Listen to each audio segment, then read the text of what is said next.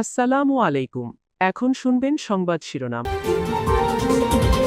শুরুর পর সবচেয়ে বিধ্বংসী হামলার মুখে ইসরায়েলের হাইফা, তেহরান সহ ইরানের বিভিন্ন শহরে রাতভর যৌথ বাহিনীর বোমাবর্ষণ। প্রণালী খুলে দিতে আরো 24 ঘন্টা সময় বাড়ালেন ট্রাম্প। গুরুত্বপূর্ণ এই জলপথ কখনোই আগের অবস্থায় ফিরবে না, পাল্টা হুঁশিয়ারি আইআরজিসি। গভীর থেকে সেনাকে উদ্ধারের পর আলোচনায় মার্কিন প্রযুক্তি CSEL। তেহরান না জানলেও নিখোঁজ এয়ারম্যানের নিখুঁত অবস্থান ছিল ওয়াশিংটনের কাছে। হামে প্রাণহানি, রাজশাহী ও সিলেটে মারা গেছে আরো 5 শিশু। 30 উপজেলায় দ্বিতীয় দিনের মতো টিকাদান। এতক্ষণ শুনছিলেন সংবাদ শিরোনাম, এবারে শুনবেন বিস্তারিত। পর সবচেয়ে বিধ্বংসী হামলার মুখে পড়েছে ইসরায়েলের হাইফা। কৌশলগতভাবে গুরুত্বপূর্ণ এই বন্দর নগরীতে রাতভর মিসাইল হামলা চালায় আইআরজিসি। বিভিন্ন স্থাপনায় আঘাত হানে ইরানি মিসাইল, যাতে প্রাণ গেছে 2 ইসরায়েলির।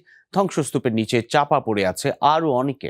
হাইফা ইসরায়েলের কৌশলগতভাবে গুরুত্বপূর্ণ বন্দর শহরটিতে রোববার রাতভর মিসাইল হামলা চালায় ইরান, যার মধ্যে বেশ কয়েকটি আঘাত হানে হাইফার আবাসিক এলাকায়। ইসরায়েলি কর্তৃপক্ষ বলছে বেশ কয়েকটি ভবন ধ্বংস হয়েছে, উদ্ধার করা হয়েছে একাধিক মরদেহ। ধ্বংসস্তূপের নিচে চাপা পড়ে আছে অনেকেই। ইসরায়েলের হাইফায় চালানো ইরানের হামলাগুলোর মধ্যে সবচেয়ে ভয়াবহ বলা হচ্ছে এই হামলাকেই। কাথানে তেল আবিবের পানি সংরক্ষণাগার এবং সুয়ারেজ লাইনে, যার কারণে পানিতে ভেসে যেতে দেখা যায় বিস্তীর্ণ এলাকা। হামলার কারণে বাংকারে আশ্রয় নিতে বাধ্য হন অনেক ইসরায়েলি। এদিকে কুয়েতের সেনাবাহিনী জানিয়েছে তাদের আকাশ প্রতিরক্ষা ব্যবস্থা একাধিক ক্ষেপণাস্ত্র এবং ড্রোন হামলা প্রতিহত করেছে। অন্যদিকে জর্ডানের সামরিক বাহিনী জানিয়েছে ইরান থেকে ছোড়া 2টি ক্ষেপণাস্ত্র এবং 2টি ড্রোন ভূপাতিত করা হয়েছে। এর পাশাপাশি সৌদি আরবও 2টি ড্রোন ধ্বংসের ধ্বংসী হয়ে উঠেছে যুক্তরাষ্ট্র। ইসরায়েল ইরান জুড়ে বাড়িয়েছে হামলার তীব্রতা। একদিনের প্রাণহানির শিকার কমপক্ষে 34 জন। ভয়াবহ তাণ্ডবী বিপর্যস্ত তেহরান। কেবল রাজধানীতেই নিহতের সংখ্যা 23 জন, আহত শতাধিক মানুষ। আবারও হামলা শিকার হয়েছে একটি প্রযুক্তি বিশ্ববিদ্যালয়। ইসরায়েল সহ উপসাগরীয় দেশগুলো লক্ষ্য করে পাল্টা হামলা চালিয়ে যাচ্ছে ইরানও। দফায় বিস্ফোরণে কাঁপছে তেহরান। পূর্ব, পশ্চিম, দক্ষিণ শহরের বিভিন্ন অংশে একযোগে বোমা ফেলছে যুক্তরাষ্ট্র ইসরায়েল। একদিনে ব্যাপক রক্তপাতের শিকার ইরানের হামলার টার্গেট হয়েছে দেশটির অন্যতম শীর্ষ শিক্ষা প্রতিষ্ঠান Sharif university of technology. Campus জুড়ে চালানো হয়েছে ধ্বংসযজ্ঞ। হামলার শিকার পার্শ্ববর্তী গ্যাস স্থাপনাও। প্রশ্নের শিকার আরও কয়েকটি শহর। ব্যাপক ক্ষয়ক্ষতির খবর পাওয়া গেছে কারাস, সিরাজ, ইস্পাহান এবং বুশেহারেও। বাহারেস্তানেও হতাহতের খবর পাওয়া গেছে। মধ্যাঞ্চলে হামলায় নিহত হয়েছে এয়ার ডিফেন্স একাডেমির কমান্ডার মাসুদ জেয়ার। প্রণালী খুলে দিতে কোনো হুমকি ধামকিতে কাজ না হওয়ায় এবার ইরানের উদ্দেশ্যে রীতিমতো গালিগালাজ করলেন ডোনাল্ড ট্রাম্প। ট্রুথ সোশ্যালে দেয়া পোস্টে ব্যবহার করেছেন অকথ্য শব্দ। একই সাথে হরমুজ প্রণালী খুলে দিতে আলটিমেটামের সময়সীমা বাড়িয়েছেন আরও 24 ঘন্টা। এই সময়ের মধ্যে চুক্তিতে রাজি না হলে নরকে পরিণত হবে ইরান। আবারও দিয়েছেন এমন হুমকি। যুক্তরাষ্ট্র ও ইসরায়েলের জন্য হরমুজ প্রণালী কখনোই আগের অবস্থায় ফিরবে না, পাল্টা হুঁশিয়ারি দিয়েছে আইআরজিসি। প্রণালী খুলে দিতে ইরানকে ডোনাল্ড ট্রাম্পের বেঁধে দেয়া 10 দিনের সময়সীমা শেষ হওয়ার কথা ছিল সোমবার। এরই মধ্যে আবার নতুন ডেডলাইন।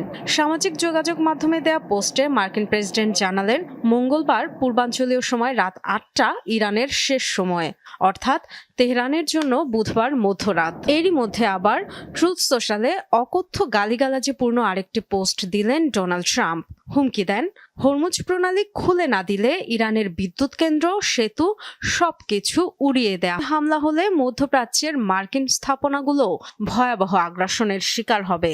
ট্রাম্পের হুমকির জবাবে এমন পাল্টা হুমকি দিয়েছে তেহরান। ইরানের অবকাঠামোয় হামলা হলে যুক্তরাষ্ট্রের সাথে সম্পৃক্ত একই ধরনের স্থাপনায় আক্রমণের মধ্য দিয়ে জবাব দেওয়া হবে। 48 বছর ধরে মার্কিন প্রশাসন ইরানকে হুমকি দিলেও আমরা সর্বোচ্চ ধৈর্য দেখিয়েছি। নিজেদের নিরাপত্তা আর সার্বভৌমত্ব রক্ষায় প্রতিশ্রুতিবদ্ধ ইরানের মানুষ। কেবল 37 দিন ধরে নয়, 5 দশক ধরে শত্রুকে মোকাবেলায় প্রস্তুত আমরা। সেনারা দেখিয়ে দিয়েছে শত্রুপক্ষ আরেকটি ভুল হিসাব করেছে। যুক্তরাষ্ট্র ও ইসরায়েল যুদ্ধের জেরে হরমুজ প্রণালী ঘিরে আটকা পড়ে আছে কয়েক হাজার জাহাজ। 45 দিনের একটি যুদ্ধবিরতি চুক্তির শর্তাবলী নিয়ে যুক্তরাষ্ট্র ইরানের সাথে আলোচনা করেছে মধ্যস্থতাকারীরা। প্রস্তাবের শর্ত 2 পক্ষের হাতেই পৌঁছেছে বলে জানানো হয়। রোববার এমন তথ্য জানিয়েছে মার্কিন সংবাদ মাধ্যম এক্সিওস। যুক্তরাষ্ট্র ইসরায়েলের কয়েকজন কর্মকর্তা এবং সংশ্লিষ্ট মধ্যস্থতাকারীদের সূত্রে এই প্রতিবেদন প্রকাশ করা হয়। বলা হয়, 2 ধাপের যুদ্ধবিরতি কাঠামো নিয়ে আলোচনা চলছে। সাময়িক এই যুদ্ধবিরতির মধ্য দিয়ে উন্মুক্ত হতে পারে স্থায়ী যুদ্ধ বন্ধের পথ। হরমুজ প্রণালী খুলে দেয়া, ইরানের পরমাণু কর্মসূচির মতো স্পর্শকাতর বিষয়গুলো আলোচনা হতে পারে দ্বিতীয় ধাপে। মধ্যস্থতাকারীদের মধ্যে রয়েছে পাকিস্তান, মিশর ও তুরস্কের প্রতিনিধিরা। যুক্তরাষ্ট্রের আলোচক দলের প্রধান স্টিভ উইটকফ এবং ইরানের পররাষ্ট্রমন্ত্রী আব্বাস আরাগচির সাথে সরাসরি যোগাযোগ করছেন তারা। ইলেকট্রনিক এয়ার ডিফেন্স ব্যবস্থার সহায়তায় যুক্তরাষ্ট্রের উদ্ধার অভিযান ব্যর্থ করার দাবি করেছে ইরান। 5 এপ্রিল ভোরে ইস্পাহানের দক্ষিণে আকাশসীমায় ঢোকা মার্কিন বাহিনীর কয়েকটি বিমান লক্ষ্য করে হামলা চালানোর কথা জানায় তেহরান। তাদের দাবি, অভিযানে অংশ নেওয়া 2টি C-130 পরিবহন বিমান ও 2টি ব্ল্যাক হক হেলিকপ্টারকে আঘাত করে জরুরি অবতরণে বাধ্য করা হয়। ইরানের ভাষ্য অনুযায়ী পরবর্তীতে মার্কিন বাহিনী নিজেরাই ওই ক্ষতিগ্রস্ত বিমান ও সরঞ্জামে বোমা হামলা চালিয়ে ধ্বংস করে, যাতে ঘটনাটি আড়াল করা যায়। তেহরান আরও দাবি করেছে ভবিষ্যতে যে কোনো অনুপ্রবেশ বা সামরিক অভিযান কঠোরভাবে প্রতিহত করা। শক্তিমান আল্লাহর রহমতে আমরা শত্রুদের একাধিক বিমান ধ্বংস করেছি।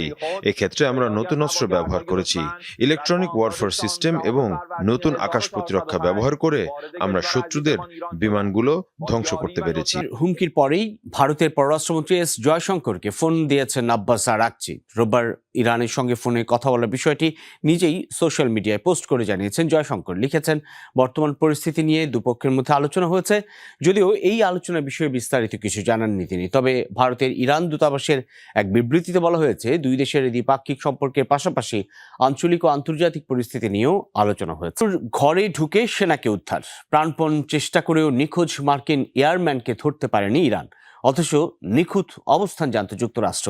মার্কিনীদের জন্য এই মিশন সোজা হলেও ইরানিদের জন্য ছিল খড়ের গাদায় সুই খোঁজার মতো। নেপথ্যে রয়েছে প্রযুক্তি আর বিশেষ প্রশিক্ষণ। কি সেই বিশেষ উপায়, যে পন্থা অবলম্বন করে আটকে পড়া মার্কিন সৈনিকেরা শত্রুপক্ষের ভূখণ্ড থেকে উদ্ধার পায়? রাজশাহীর 2টি হাসপাতালে গত 24 ঘন্টায় আরও 4 শিশুর মৃত্যু হয়েছে। এছাড়া হামের উপসর্গ নিয়ে সিলেট ওসমানী মেডিকেলে মারা গেছে 4 মাস বয়সী এক শিশু। সোমবার দুপুরে হাসপাতালে পেডিয়াট্রিক আইসিইউতে চিকিৎসাধীন অবস্থায় শিশুটির মৃত্যু হয়। চিকিৎসকরা জানিয়েছেন, হামের উপসর্গের পাশাপাশি শিশুটির নিউমোনিয়া ছিল। তার নমুনা নিয়ে পাঠানো হয়েছে পরীক্ষার জন্য। সিলেটে এখন পর্যন্ত 80 জনের হাম শনাক্ত হয়েছে। বর্তমানে হাসপাতালে চিকিৎসাধীন 71 জন। এদিকে 3 মাসে রাজশাহীতে চিকিৎসাধীন অবস্থায় 49 জনের মৃত্যু হয়েছে। 24 ঘন্টায় রাজশাহী মেডিকেলে নতুন রোগী ভর্তি হয়েছে 20 জন। চিকিৎসা শেষে হাসপাতাল ছেড়েছেন 5 জন। ময়মনসিংহ, চাঁদপুর, বরিশাল সহ বিভিন্ন জেলার হাসপাতালে হামের উপসর্গ নিয়ে আরও নতুন রোগী ভর্তি হয়েছে।